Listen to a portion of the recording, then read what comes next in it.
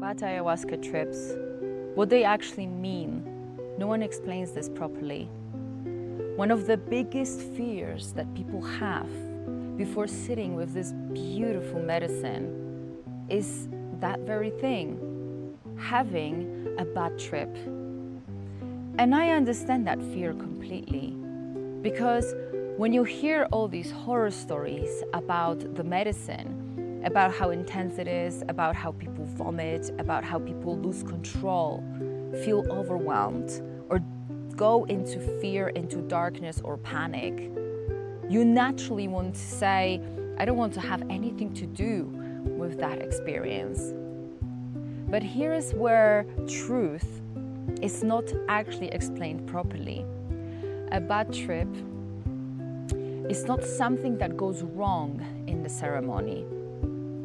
It is something that goes deep. There is this very important difference in those two things. What ayahuasca does is it removes your ability to avoid yourself. In your normal life, you have all these different coping strategies to avoid pain, to avoid discomfort within.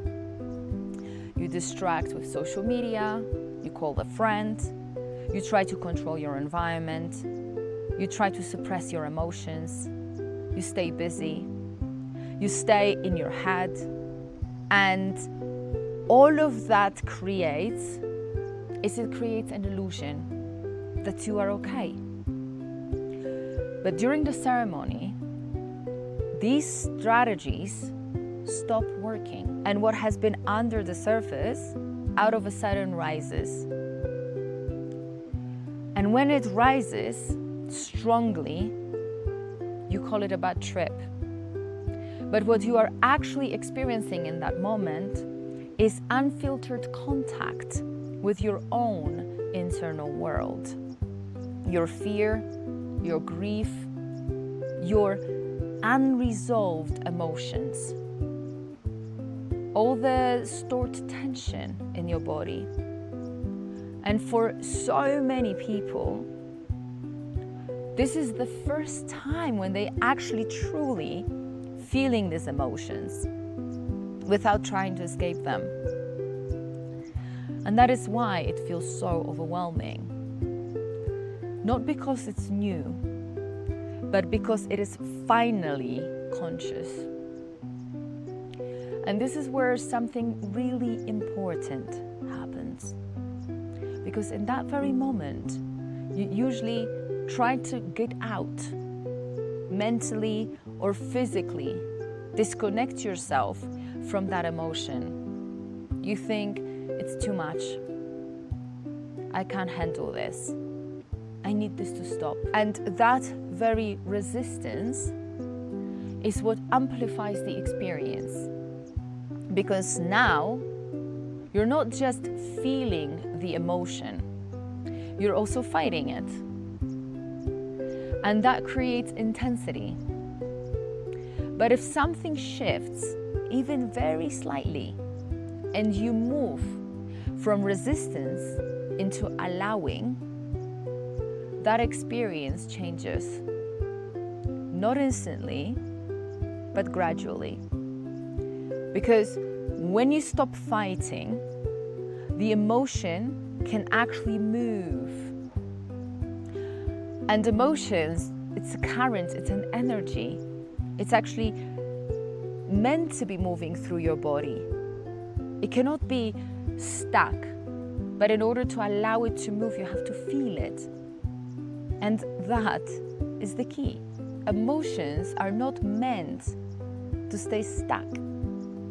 They're meant to move through your body.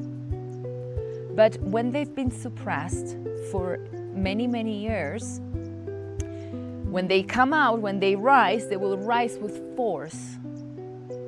So what you call a bad trip is often just a release process that you don't yet trust and you don't know how to allow for it to move through your body. And this is where understanding matters. Because if you go into it thinking that this experience should feel good, you will resist the moment that it doesn't. But if you understand that this experience might be uncomfortable, but it is part of this process, then your relationship with that experience changes. You become more available to it. And that alone can shift the entire trajectory of your life. Now, this is very important. Not every difficult experience is actually automatically healing you. Setting, facilitation, all of that matters. But internally, what you feel is rarely random. It's always relevant. It's yours.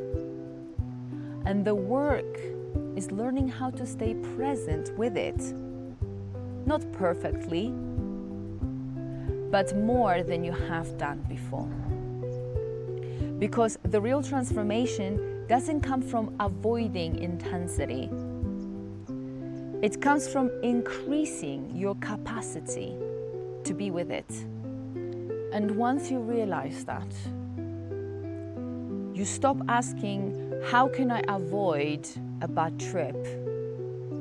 And you start asking, how can I meet the intensity of my own pain, of my own emotion better? And that question is what actually prepares you to meet yourself better.